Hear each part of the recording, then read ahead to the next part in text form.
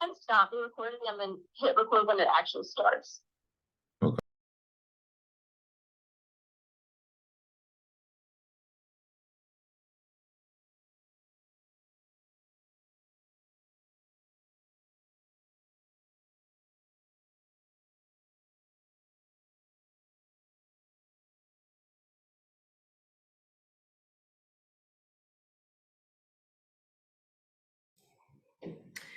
Good morning, everyone. Thanks for joining us. Happy fall equinox, which I think is today. Thank you so much for tuning in. Welcome to the Storytelling Showcase with the Chicago 400.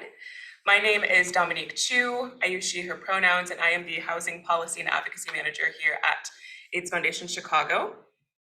Before we get to hear these incredible stories, I'm going to do a quick overview for the run of show.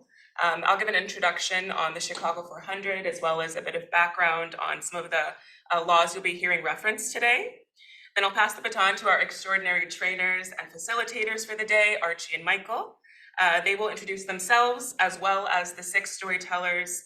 And then after they are able to share their stories, we'll do a quick Q&A discussion, and then I'll close us out with some final remarks. Before we begin though, let's do a little bit of housekeeping. Today's showcase will be recorded and shared at a later date. During the showcase, this is a webinar, so you are muted, as well as you do not have access to video. So you have a question, comment, or even praise and love for the storytellers, please use the chat feature, and that will be monitored by our staff here throughout the showcase.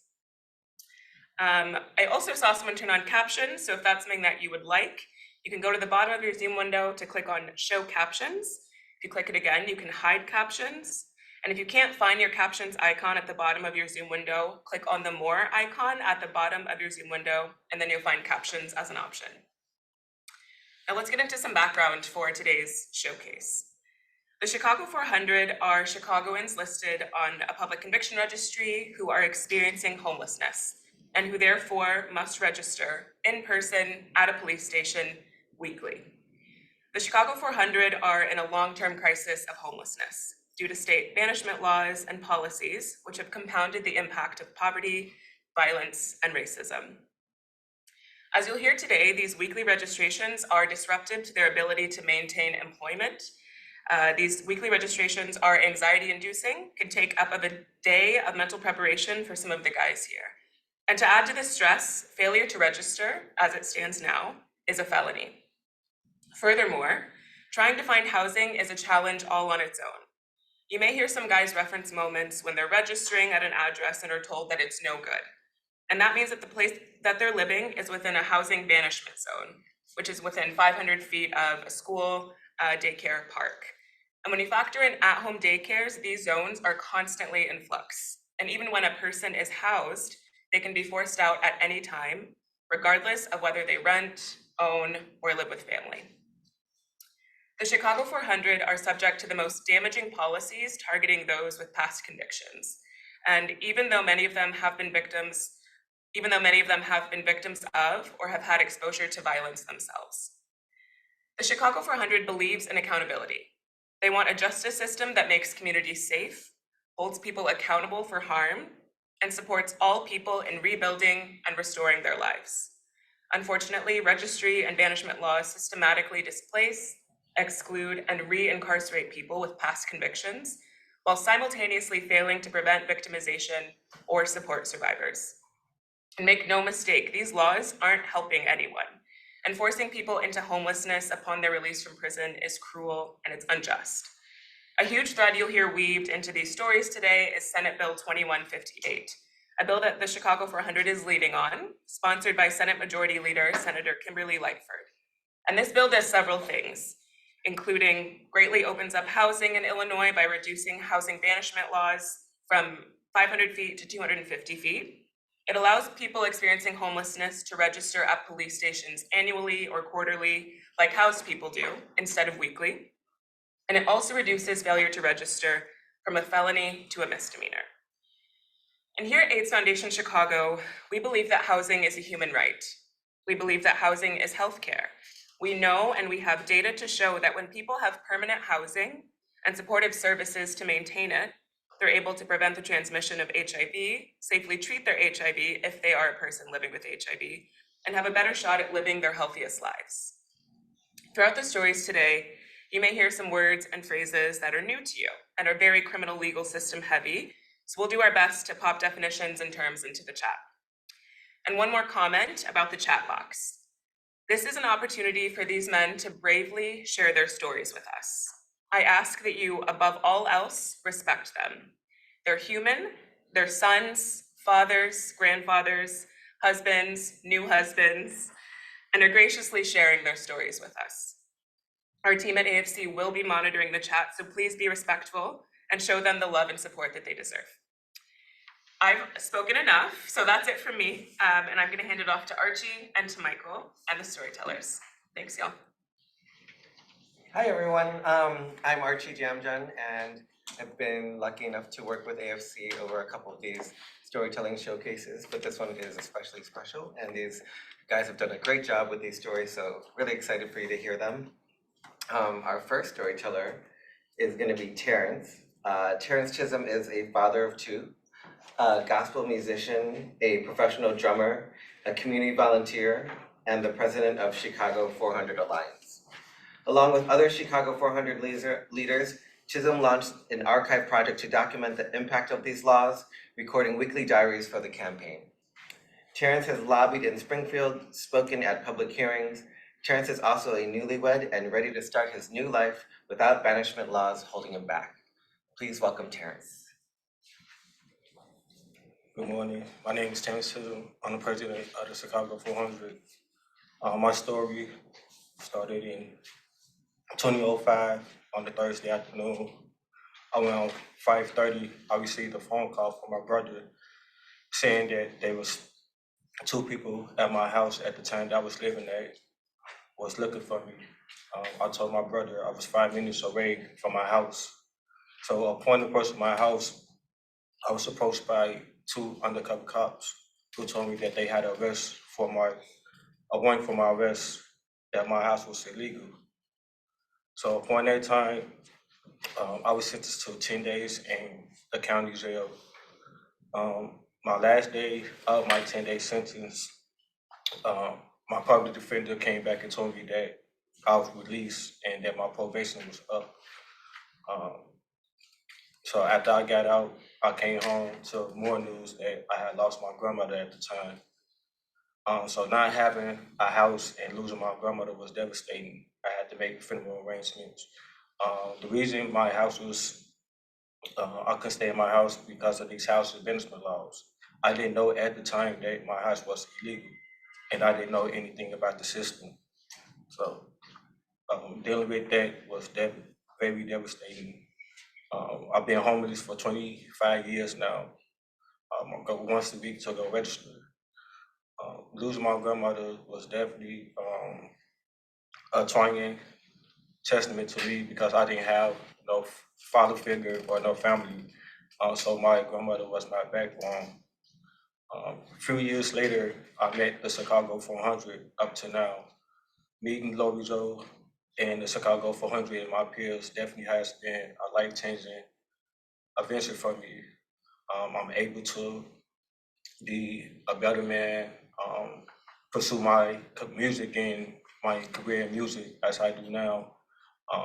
I'm positive. I speak to multiple people across Chicago and other states as far as what goes on with the Chicago 400. In conclusion, I would like to say that this organization definitely helped me in a tremendous way. We believe in accountability. We stand for a purpose. And I would like to ask y'all to help support us in the bill. It's been a pleasure talking to you. I'm the president of the Chicago 400. Thank you.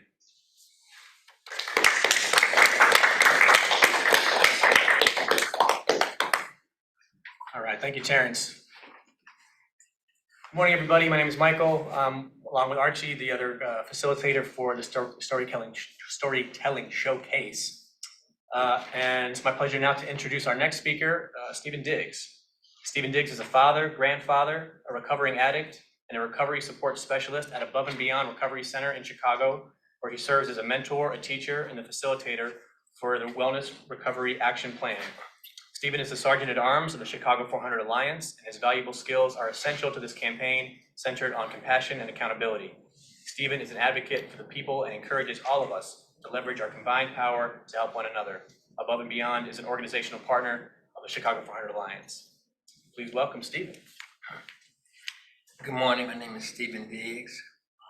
My story started July the 4th, 2017.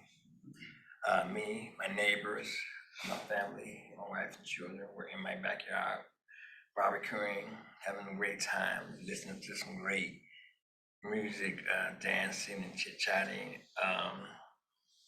And abruptly, my doorbell rang, and I go to the door, and it was the police advising me that I had 5 days to move because my apartment now was 28 inches inside of the law that the state required us not to be in. So I had 5 days to move.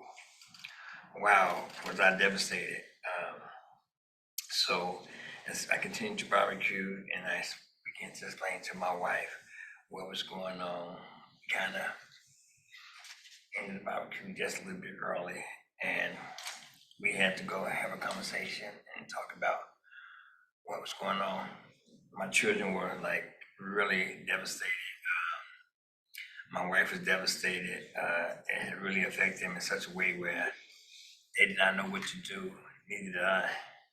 So for the next couple of weeks, me, my wife, and my children, we slept in the car, because I could not stay in the apartment anymore. I stayed with my mother for a couple of days. I stayed with my sister for a couple of days. And then I ended up having to try to find somewhere to go. I could not find somewhere to go. So they told me to go to 35th Street where I can register homeless. And that's where my homeless journey began. While homelessness, I was battling a light addiction.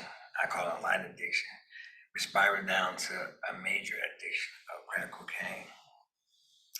Because I had to go stay places where people were getting high and doing things that was contributing to my addiction. So they kind of catapulted me to a full-blown, I guess, crackhead or addict. During that time, I decided that my life was unmanageable, things were out of control, and I could not figure out what to do because I really had nowhere to go. So I decided to sign myself up in treatment, to begin to get my life together. And I began to go to a place called Above and Beyond Family Recovery Center, where I sought treatment for a year. While at Above and Beyond, well, let me take it back. So after that, I began to register homeless every week. While at Above and Beyond, I kind of managed my addiction, and I began to go to school to be an addiction counselor and a certified recovery support specialist, which I completed. Then I ended up working for Above and Beyond, and I met the Chicago 400 also in 2017, and what they was talking about sounded good to me. We built this campaign on our own. We did everything on our own, and we began to meet and have meetings and do a whole bunch of stuff that sounded good to me, and it had a really great cause for what the Chicago 400 was trying to do. And I began to get my life together. So what I was saying, I began to talk to the legislators, meet with my representatives, and do Zoom meetings with countless and countless and countless of senators and representatives to kind of pitch our bill and to kind of let them know the effect that this bill is having on our life. If I could have had the 250 feet today, if I kept 250 feet today, I would be able to stay where my family is staying now. But because I don't, I can't. So I'm here asking you guys to help us become normal members of society, to regain our stability, and to become productive in life. Thank you.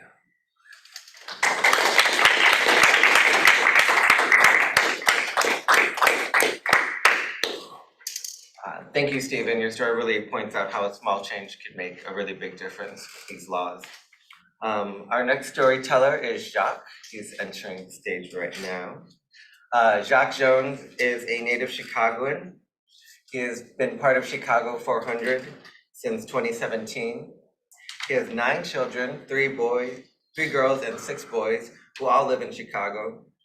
He also shoots pool, plays spades, and don't mess with him when it comes to dominoes. Please welcome Jacques to the stage. Good morning, everyone. I'm Jacques Jones. Let me begin when I got released from prison. It was the summer of 2014. I'm sitting in the lobby waiting to be released. I thought I was going to get on the bus. Next thing I know, an officer came out and said, "Your ride is here." I said, I wasn't expecting anybody to come get me. I looked, I seen this woman standing by a van waving. I didn't know she was my mom until she said, "Hey baby, it's me, your mother." She said, "How are you doing?" And she was giving me a hug. I said, "Hey mom, I didn't know you was coming to get me." She said, I'm not the only one. I said, "For real?" She said, "Yeah, your auntie is here and your brother is here too." My auntie got out the van and gave me a hug. She brought her husband with her too. When my brother got out the van, I was shocked because I thought it was my little brother that came with my mom. It was my older brother, and we haven't spoken to each other in 6 years. We started driving. We stopped at a 7-Eleven gas station. It was the first time I seen a 7-Eleven gas station. How time has changed, I thought. My mom said, "Get you something." So I got me a chili dog. I took a bite off of it. Before I knew it, the whole chili dog was gone.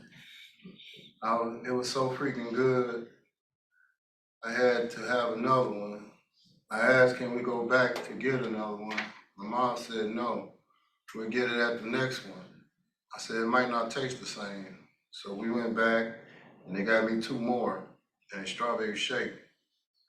For the next 2 years, it was hard to find a job because of the case I got. No one wanted to hire a veteran like me. So I did little side jobs to get by. I cut people grass in the summer, paint some bedrooms, kitchens, bathrooms, and a couple garages. In the fall, I raked up the leaves and cut down a couple of small trees. In the wintertime, I shoveled snow for people. In the fall of 2016, the police came to the house and arrested me. Come to find out, I had a warrant for not paying the court fines. Couldn't find no full-time job, and I didn't make enough money on my side jobs to pay the fines. So the county I was in put a warrant out for me.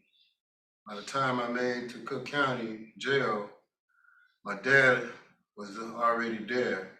He had bailed me out. I'm sitting there waiting to get bonded out to be released. Out of nowhere, this man came out and picked up my sheep and called my name. He told me to go in this room with him. I followed him in there. He said, "I'm going to give you a second chance. When you leave here, you pay your court fines, your court fees, and make sure you register every week." I said, "I will." And I've been doing it ever since. When I got back to the neighborhood, the police told me I couldn't stay around there because a daycare had opened up nearby. I had nowhere to go. I was sleeping on bus stops and on buses. And I finally started sleeping on a train. Then my stuff I was carrying with me started getting stolen. So I started asking people, can I sleep in their basement? And didn't have a real job to pay any fees until 2018, when I finally found a job. I was with the company for almost 3 years. In 2020, it got really bad for me. I lost my job due to my health condition. I started using the cane because I couldn't walk the way I used to. I showed up for work and my supervisor saw how I was walking and told me to go home and come back when I got better. I never did get better. Instead, I started using a walker a couple months later. Later that year, I got a job working for a liquor store as a cashier. It's something, but it hurts to walk to go to the register. It hurts to even move. Thank you for taking the time to listen to my story. We at the Chicago 400 are asking all the senators and legislators from all organizations that are listening today to help us pass this bill. Thank you again and have a blessed day.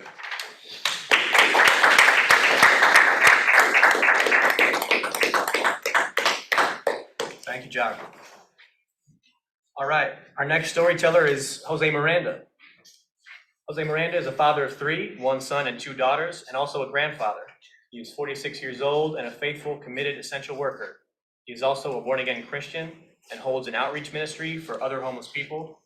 Please welcome Jose Miranda. Good morning. Please forgive me for paper.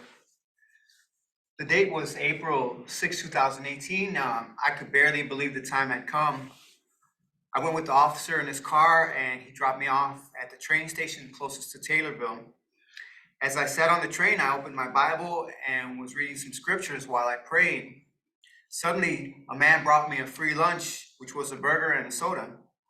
I looked around and saw a man and his wife smiling at me. Somehow, they knew I was being released from prison, and the Lord God put it on their hearts to bless me. I was in awe to find a $10 bill included in my meal. I felt so blessed and was in amazement at the kindness that was coming from strangers. I thought to myself, truly, this is the grace of God. And a flood of hope filled my heart. My train stop had finally come, and I found myself in Union Station, feeling like an extraterrestrial from another planet, while smelling the fresh downtown air and getting my first taste of freedom after over 15 years and 4 months. It felt so strange to finally be free again. I got on a bus, excited to have a halfway house to go to, which was given to me by IDLC in the Englewood neighborhood. I saw many abandoned buildings and started to feel doubtful and nervous. I was in confusion and apprehensive because it didn't feel safe.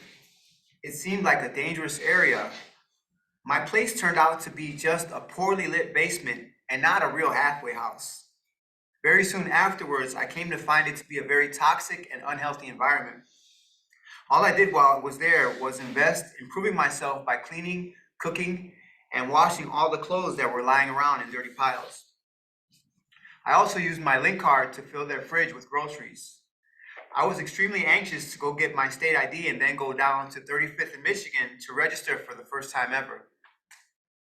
I felt I was treated extremely inappropriately and rudely by an abusive staff, being yelled at, talked down to, and threatened.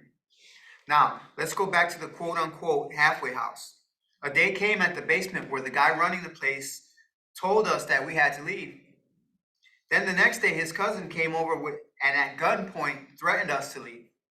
Immediately, I got on my knees and started to pray. Their eyes opened up in unbelief. Then I stood up boldly and began to explain to them how I was not doing anything wrong. The woman that was with him said, no, he's fine. He doesn't have to leave. But soon within that month, it got worse because the guy demanding us to leave was schizophrenic, and I was forced to leave because he made things very uncomfortable and I could not get any sleep at all. IDOC made my transition terribly impossible for me, telling me I had a halfway house when it was basically just a rundown basement with no focus on treatment or therapy or recovery as I was seeking. So then my brother told me I could stay in Indiana with him and his wife, but I had to sleep in his van in his driveway. One day, his wife took me to the Taste of Chicago and pushed me into finding a job. I got hired the same day at Hot Walk Cool Sushi on Michigan Avenue by Millennium Park downtown. However, my brother's family had so much drama, stress, and strife, I couldn't be there anymore. So I left Indiana and came to Chicago, still homeless. My brother helped me again by introducing me to one of his friends who gave me a room in one of his 3-flat apartments out west by Chicago Avenue, under one condition, that I volunteer in his fast food restaurant as payment for my rent. So I was working 2 jobs. Now, as one day I was riding my bike on the sidewalk heading back from work to return to my room where I was sleeping at, the Chicago Police Department stopped me for riding my bike on the sidewalk, which I didn't even know was against the law at the time. I was told I needed to go down to the station to answer some questions. The officer asked me where I lived. I told him my address. Then the officer told me there was an investigative report out saying Jose does not live at such and such address. I was taken and arrested to Harrison and Kedzie Police Department, where I was charged with a felony in a failure to report change of address.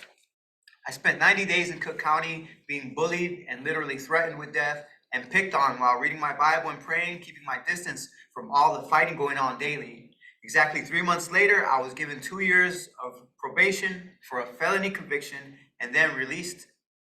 Now at Cook County Transitional Release Center, they could not connect me to social services and did not place me because of the housing banishment restrictions. The only reason I was released from Cook County is because I had an official address to go to. For lack of this essential foundation, many are still incarcerated years beyond their outdates and mandatory supervised releases, with nowhere to parole to due to housing banishment laws in place. After I got out, I was right back where I began. I was entirely homeless and now in a worse place than before with nowhere to go. I wandered the streets and was completely out of luck. It was wintertime and now it was very cold out.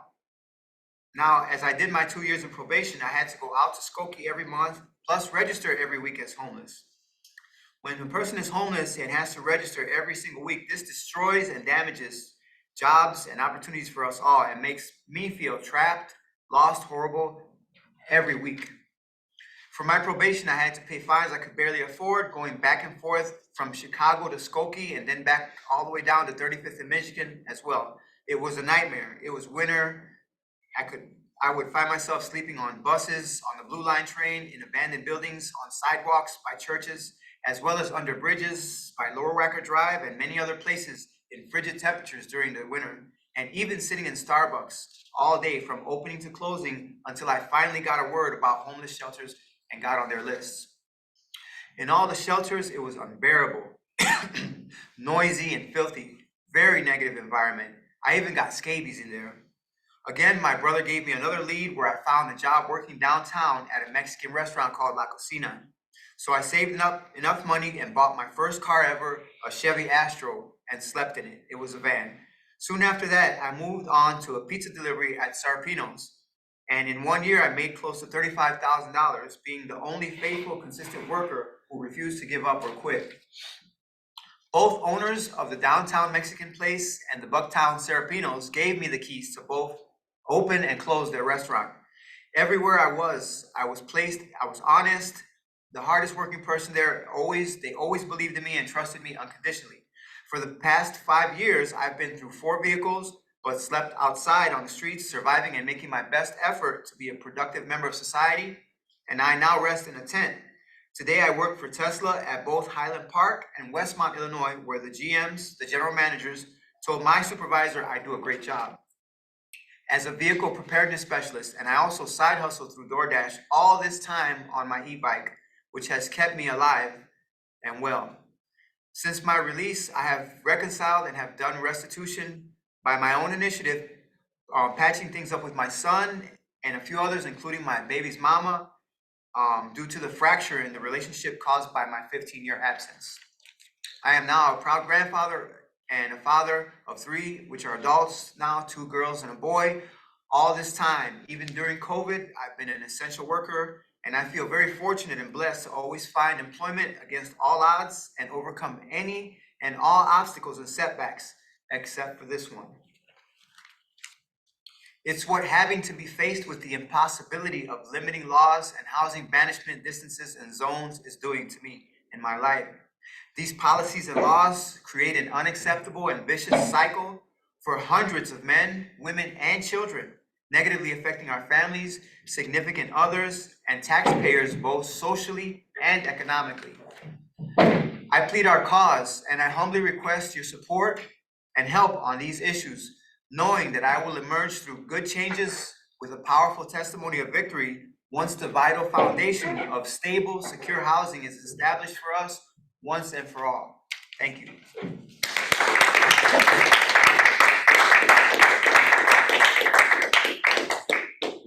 Thank you, Jose, for sharing how those weekly registrations make you feel. And honestly, I really admire your spirit to keep fighting and make life for yourself. So thank you so much. Our next storyteller is Benjamin Head.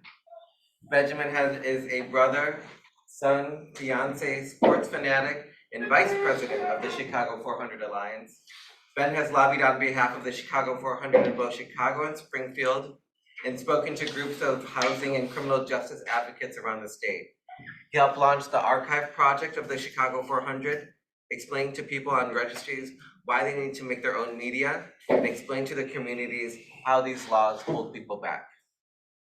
Thank you, Benjamin. Thank you, Archie. I'll start my story off on March 19th, 2018. I had just been released from prison. I can still remember the excitement and optimism of getting a second chance at life.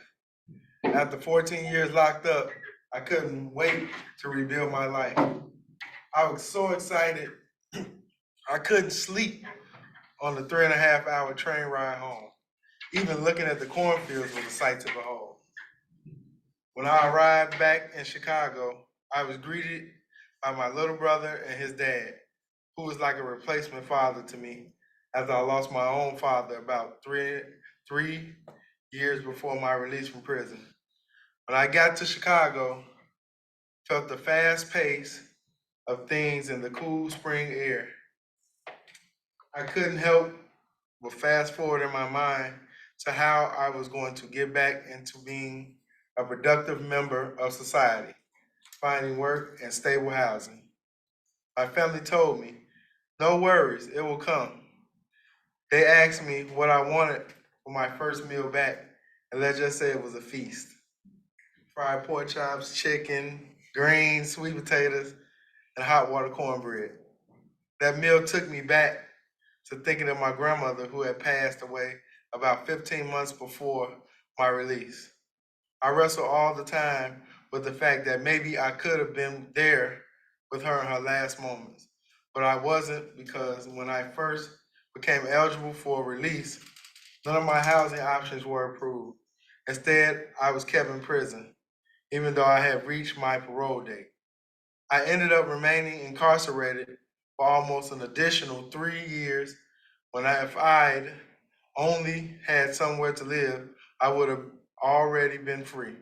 My grandmother was my emotional support, and now she was gone.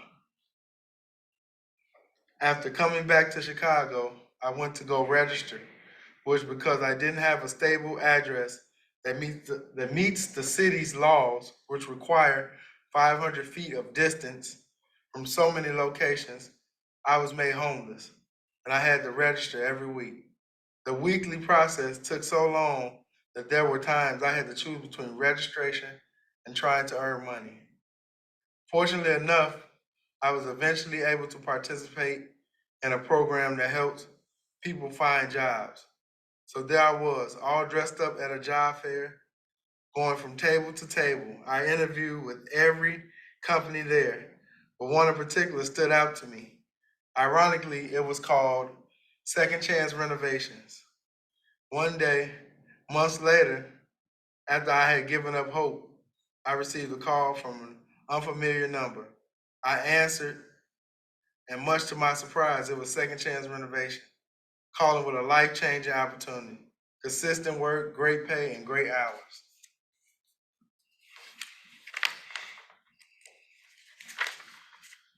For a moment, I was lost in my excitement, but it quickly turned to sadness. I realized that I couldn't accept this life-changing job. I knew that my weekly registration could sometimes take all day, and no employer wants a person who isn't available for a whole day of every work week. So I told the man on the phone that unfortunately, even though I would love to accept, I had to turn this offer down. I'm asking for the opportunity to finally get stable housing by changing these restrictive housing laws to make it possible for people like me to live safe, productive lives.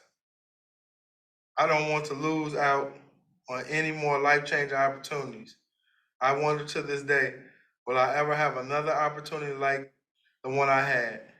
Will I ever be able to head off to work every morning and make my wife and my mother proud? With your help, I hope so. Thank you.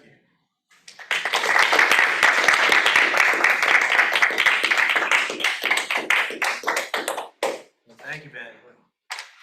You know, it's been such a privilege for Archie and I to work with Ben and with all these guys.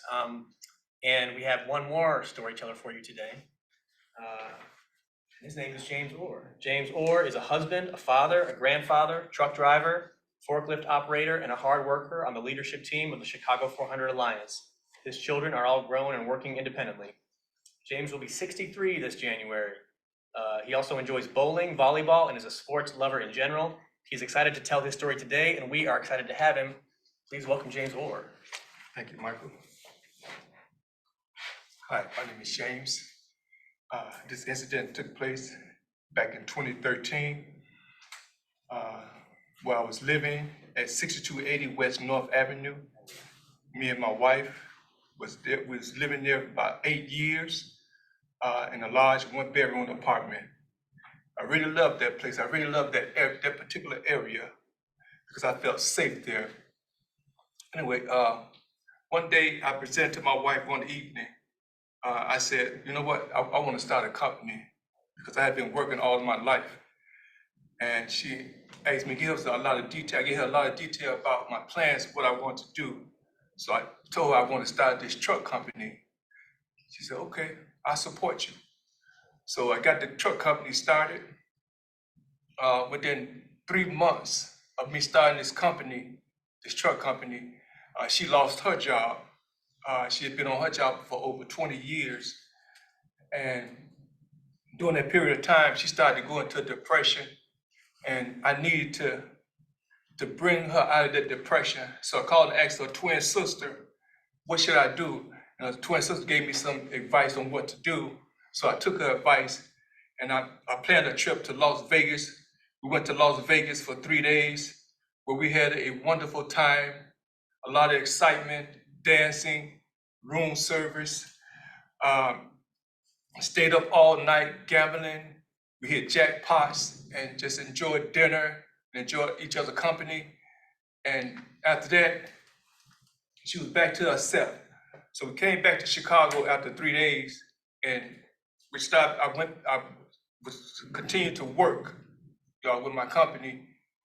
And 3 days after we returned back, I got a call from the state police.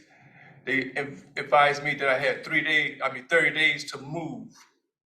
I said, why is that? And they said, because you live within 500 feet of a daycare. I said, but I've been here for almost 8 years. They said, sir, you have to move within 30 days. So automatically, that just made me went into a panic mode. So I started looking for other places. And after a couple of weeks went by, I couldn't find nothing. And every time I would find a place I think that was good, I would call the police department and ask them, is this a good place to live? They would tell me no. I said, okay. So I kept looking. So after a couple of weeks, I told my wife, you know what, I better start packing my stuff and put it in storage. I said, you go ahead and stay. She said, no, I'm coming with you. I said, no, baby, you ain't got to go. She said, no, I'm coming with you. We're gonna pack everything, just put it in storage. And I said, okay, well, you know what? I'm gonna call my sister, ask could we come live with her for a minute. So we packed everything up and went and moved with my sister. So once I moved with my sister, I went to the Chicago police station on 35th Street, and they told me, that's not a good place. I said, huh? They said it's not a good place.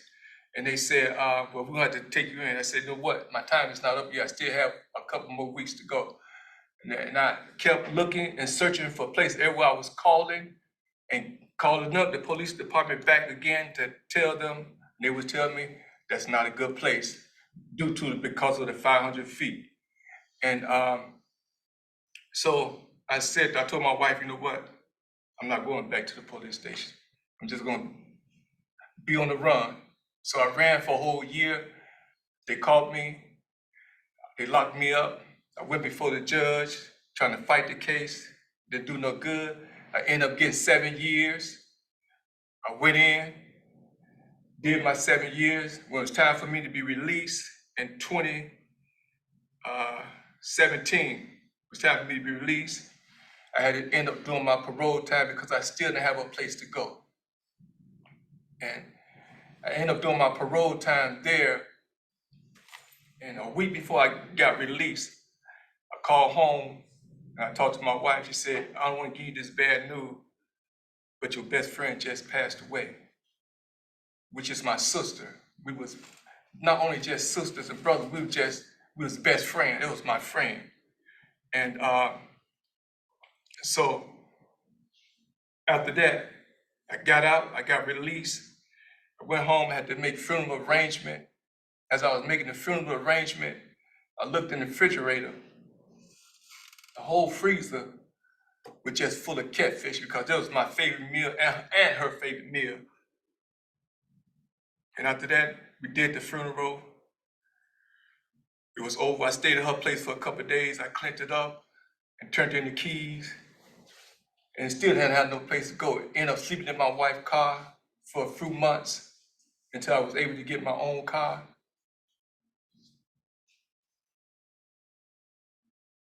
Because I didn't have no place to go. I slept in my car 4 months until I was able to afford a hotel. So I just asked you guys to help us with this bill, 2150, so I could be stabilized with a home. Thank you.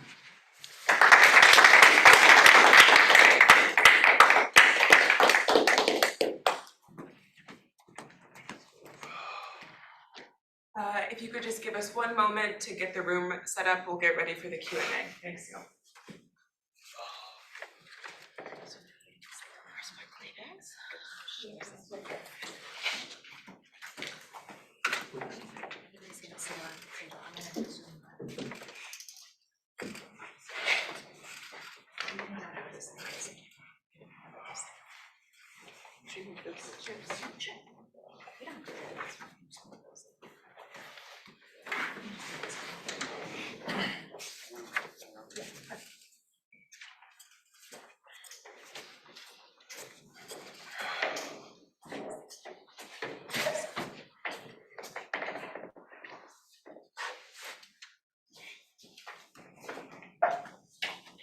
Okay. Chuck, where do you want to sit? You want to sit at your seat back there? Okay. Do you care if we get started? Do you want to sit here? Okay.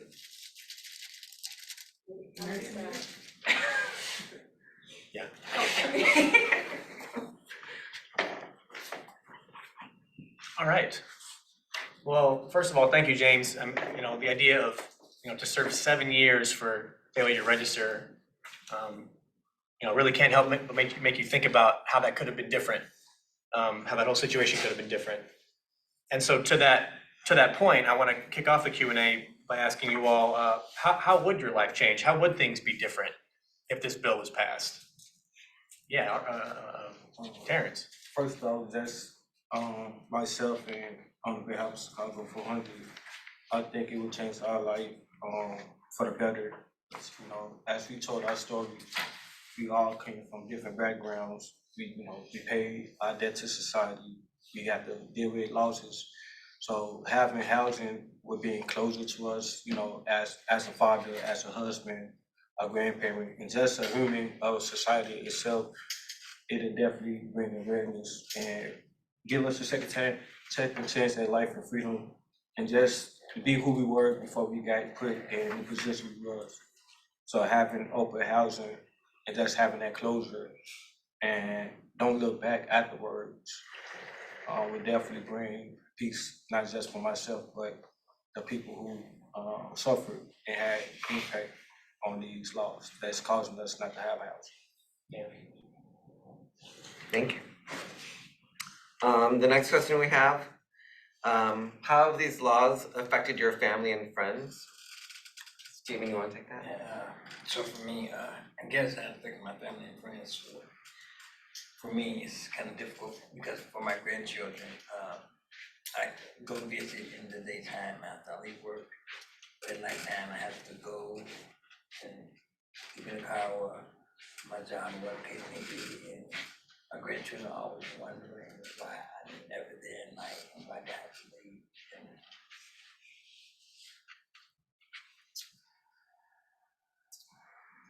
there are, I think,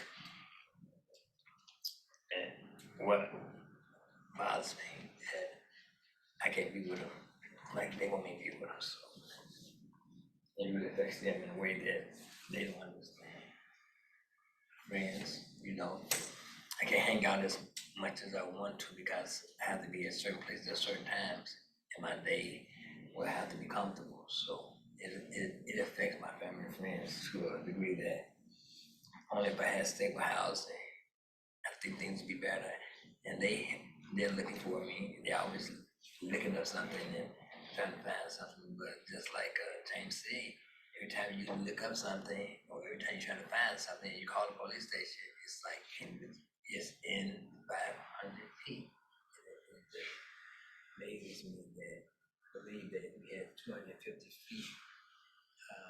The law changed to 50 feet. So much housing will open. If we had to 250 feet, if the law changed, so much housing will open. Not just for me, but for a lot of members of California. There's a lot of people that have past conviction. Thank you. Yeah, I think it's important to remember that these laws, it creates a ripple effect, right? So it's the men in the room, but it's also everybody that cares about them, everyone who's around them, everyone that doesn't understand, like Stephen was talking about, why he has to leave. It creates a wider circle of influence, and I think people understand. Some of your stories touched about reentry programming and the way that did or didn't work for you. Can you talk about do reentry programs help you? Like, is what's available right now useful? Just taking the term reentry, you might reenter, but I personally have been part of a lot of programs, seminars, classes that were for reentry. But when we reenter, we can't be anywhere. So it's like a huge discouragement to get out that do reentry programs work? Yes, for them, but for us, it's not gonna work until something changes for us so that we have that assurance that when we do enter back into society, that all this training and therapy and treatment and all these programs we went through to learn how to function, once we re-enter society, we'll have housing, we'll have a place to sleep, we'll have a place to rest, and it will impact us positively, emotionally, psychologically, and mentally too, because a person does have to sleep after work. Chime in on that. And sometimes for most of the reentry program that they have, like the second chance program, the CTA program, all reentry program, when you try to reentry program, it's always if you have a class X felon or if you're on the registry, you cannot qualify for those programs. So where does the reentry part help us at? If you have a class X felon or if you're on a registry, you do not qualify for the reentry, for the CTA, for the construction, for all the other things they have. If you're on the registry or if you have a class X felony, you are excluded. Or if you have a gun offense, you are excluded from those programs. So I don't think it works on the behalf of all of us. Thank you for sharing that point. I think we have time for one more question, actually. So what do police think about these weekly registrations? Do you guys have any insight into that? Terrence, sounds like you have something to say. I think they is on board with the Chicago 400, by us having to come in every week just to sign a piece of paper. I think it's, not helpful, that we constantly have to be in the face of them, after the fact that, you know, we have served our time. So, and that's why this bill is critical for us to let people know that why are we still facing what we're facing with these laws? Give these guys and ladies a chance to be humans again, opposed to being stayed treated like an animal, being forced to go see these officers every week when they don't have to. They can have stable housing, a job, going to school. And it's hard because not only that we dealing with that, you know, we have people who's dealing with mental health, and we don't want to bring that around an environment that causes more friction than what it already is.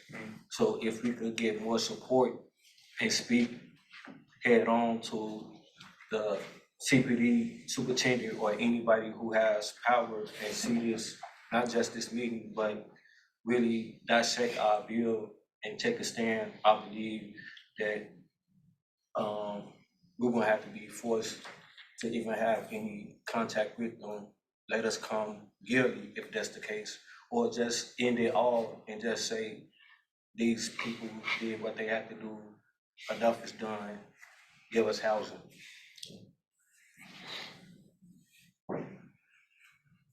Cool.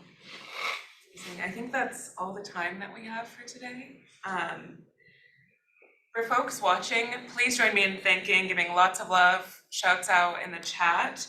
But I also want to thank here all of our storytellers, Ben, Stephen, Terrence, James, Jacques, Jose. Thank you all so much for sharing your stories with us. Thank you to Archie and Michael, who are also fabulous storytellers themselves. Great storytellers. Huge shout out to LJ, who dedicates countless hours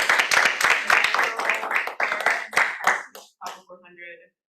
I also want to thank my AFC colleagues, Nadine Israel, and our friend George for ongoing support of this training series. This has been literally half a year in the making. And also shouts out to George for tech support. And I also want to give a huge thank you to our AFC comms team, to Livy, to Tyline, to Kaiman, Sarah, and also to Diego. Thank you all so much. I encourage everyone to remember these stories, to take them with you as a reminder that when we talk about these housing banishment laws and we're talking about registries, we talk about bills and legislation, that there are real humans behind these things, right? And AFC is really, really excited to continue our partnership with the Chicago 400. So please keep your eyes out on our socials to see if you can get involved. The easiest way to do that right now is to join our mobile action center. That's going to be dropped in the chat. But I also encourage you to follow the Chicago 400 on social media. Their Instagram is @Chicago 400 Alliance, and on LinkedIn, Chicago 400 Alliance. So you can stay up to date on the progress of their bill and see how you can continue to support them. I think that's all we have for today. Thank you all so much for joining us. Have a great weekend. Take care.